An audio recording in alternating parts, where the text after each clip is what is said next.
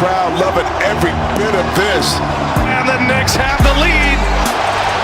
In business, game 2, series tied, 1-1. We coming to the ATM. Their star, Trae Young, showed up yet again, 21 points, 14 assists, and he had help. Just try to play tough. I mean, push our guys around and talk shit, but we can't talk as well, so what you gonna do about it? And we can get a win with it, so what you gonna do about it? You know what it is. Tonight's the night. New York in the house, and we're introducing a brand new segment. It's called The Battle. So here's the deal. Both Stephen A. and Max will give 3 reasons for who takes Game 5 tonight. We'll have 45 seconds to convince us how this will all go down. And let's start with Knicks loyal himself. Stephen A., you're on the clock. Your first reason on who wins Game 5. Well, my first reason is going to be Julius Randle. He's shooting 20 of 73 in this series. I can't believe that the most improved player of the year winner, who averaged 24 and 10 on better than 40% shooting from three-point range this year, is going to continue to stink up the joint and wet the bed. And when Clint Capella is talking about them the way that he just did, and thus far, he's right, can't be disputed, but you damn sure can dispute it tonight if you're Julius Randle. Be a man amongst boys, no fallaways, take it to the hole, take it to the rack, try to go right, but if you have to go left, I don't give a damn. Try to go right, though. Take it to the post, get them big boys in some foul trouble, and play bruising big basketball. Will over skill. That's what this comes down to. I believe Julius Randle can do it. He has to. That's a dude grasping at straws, will over skill. You're just praying and hoping. The first reason is Trae Young. And I don't have to talk about prayers and hopes and will over skill with Trae Young. He absorbs so much of the defense with the outside shooting that loosens up the defense for everyone else, not to mention the attacking the paint where he can also finish in the paint. He's a poor man's Steph Curry. Only he's really good under pressure, it seems to me. Trae Young makes everyone around him better. He's not just an empty calorie stats guy shooting from distance. His offense makes the entire offense work better. Bogdanovich, everybody, whoever's on the floor with Trae Young benefits from him being there. So not only can he give you 30, but other guys get better as a result. That's why the Hawks right now have control of this series. Stephen A., reason 2? Derrick Rose. Derrick Rose is averaging 21.5 points a game in this series. He's played well. Listen, and he's been the best player for the New York Knicks, if we're being quite honest. I think tonight, in front of that Garden crowd, galvanized and motivated by that crowd, I think that Derrick Rose shows up, attack the basket with more vigor. Make sure you take those open threes, too. Don't give the ball to R.J. Barrett if the brother ain't making shots in the first quarter, because that means he's going to miss it the next 3. At some point in time, Julius Randle and R.J. got to come out swinging. They got to come out aggressive and efficient. And if you're Derrick Rose, you have the power to make sure that that happens. You take the ball into your hands. You do what you need to do. It's one game at a time, baby. That's all. It's just one game at a time. It's about tonight. It's Game 5. Just facing elimination. You take the you ball, know you're facing you go to the rack, elimination, right? and you shoot open shots. Dude, one game at a time. You went from Randle to, oh, well, Randle can't do it, so Derrick Rose is going to do it real quick. Your point number 2 negates your point number 1. And let me give you my second point. Let me tell you why. Number 1 is Trae Young. That's why the Hawks are going to win. You know what number 2 is, Stephen A.? Julius Randle! Julius Randle is the second reason the Hawks are going to win. It's not even his fault. He is miscast as the primary scoring option. That is not Julius Randle.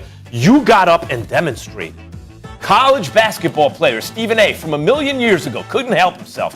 Got up in studio and demonstrated. I would just wait for him to go left. Put your hands in your pocket. What? You think the Hawks don't know that?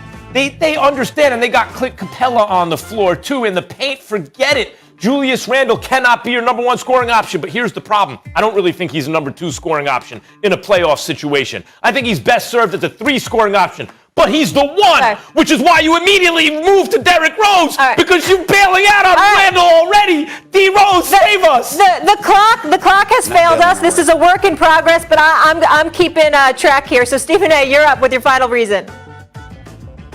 My final reason is the Garden. It's Madison Square Garden. You wouldn't know anything about that, Max, because you're a traitor. You betrayed New York City. You don't even belong in New York. You shouldn't even be allowed to do the show from South Street Seaport. Here's the bottom line. The New York Knicks, Madison Square Garden, Game 2. It was rocking. The arena was literally shaking, Max. It was shaking. That's how electrifying the environment was. And that's why the Atlanta Hawks folded beneath that pressure in the fourth quarter. Well, guess what? They're going to show up, and they're going to show out in Game 5. And here's something extra that they're going to do. They're going to remind Julius Randle, you got a max contract at stake, my brother. Now, you're going to get about $100 million, but you got an opportunity to make more than 120. You're going to cost yourself about anywhere from $20 to $30 million if you don't show up tonight, Julius Randle, and the New York Knicks get sent home in 5 games. His whole argument every time is on Julius Randle. You're right about the Garden, Stephen A. That's my third point, too. The third reason the Hawks are going to win are fans like you, Stephen A. Smith. Fans like you. You call me a traitor. I'm a trader, E-R. I left the Knicks because as long as fans like you, and I was like you once upon a time, enable the losing culture at the Garden, good enough is good enough. Back before the Nets were in town, they didn't have to make the playoffs. Now the Nets are taking over the world. Okay, Dolan's got to get serious. At least you make the playoffs, and you're happy with a few crumbs. New York, stand up. We made the playoffs. 1 win so far in a first-round playoff series. You're all acting like it's a championship. That's why you're never going to win a championship, because of fans like you at Madison Square Garden. That's the third reason that the Atlanta Hawks are going to knock the Knicks out. You crawl before you walk. You crawl before you walk. We understand what we are. We don't have championship expectations. We know better than that. But you crawl before you walk, okay? Get outta here. This series, this first round series was winnable. You understand? And you know, we've been crawling for 47 years. But it is what it is. Okay. New York, I'll wrap crawling for 47 years. Get up off your knees, New York. Oh. Brooklyn. The knees. Brooklyn. That's disrespectful. Well, they're crawling. They're crawling before you walk. The Nets are running. They're running laps around people. All right, Max picking with his head, Stephen A with his heart. We will leave it there. Stephen A says Dame just delivered the most clutch performance in NBA history, but would he rather have Steph Curry if the game came down to... And the breaking news. Okay, so Danny Ainge stepping down as president of basketball operations. Brad Stevens will move into a full-time front office role, and he will lead the coaching search for the Boston Celtics. Stephen A., we had some technical difficulties, lost your shot. I want to get your response here to what Kendrick Perkins had to say, that he didn't see this coming. Well, he didn't see this coming. I didn't see it either. But, I particularly don't care as it pertains to Danny Ainge. He's had a long enough career as an executive, and if he ends up landing someplace else, I'd applaud it because he deserves it, because he has a resume that speaks to that. I'm throwing no shade on Danny Ainge. I do think that he should have went after Anthony Davis a bit harder. But then again, with Anthony Davis perpetually injured, we understand why he may have been reluctant to do so. As it pertains to this, here's what I want to do. Again, when we talk about Steve Nash, we talk about Tim Tebow, we talk about Brad Stevens and stuff like that. I want to call out the NBA players. You got something to say about everything else? Where you at? We got you got some people out there that saying Raphael Stone ain't making the final calls, even though Fertitta and the Houston Rockets swear that he is. Okay, we'll give them the benefit of the doubt. You got Masai Ujiri in Canada. You got Raphael Stone in Houston after everybody's departed and he basically has no team. They ain't African Americans that have been toiling through the terrain and trying to become executives in the National Basketball Association. Last time I checked, that's the case. We see coaches on the sideline. They don't want to become head coaches. They've been assistants for years. You got a guy like Phil Handy in Los Angeles that's been an assistant everywhere he's gone to get championships. Cleveland, Toronto, and LA. Okay? And it wasn't just LeBron. It was Kawhi, too. There's a plethora of guys. You got Sam Cassell. He's going to be a hell of a coach one day in the NBA if he gets that opportunity. Chauncey Billups. Everybody was talking about he had an opportunity to get an executive's position. And then suddenly it dwindles. But Steve Nash, who we love and respect, great dude, got a black agent, one of the great ones, Mr. Bill Duffy.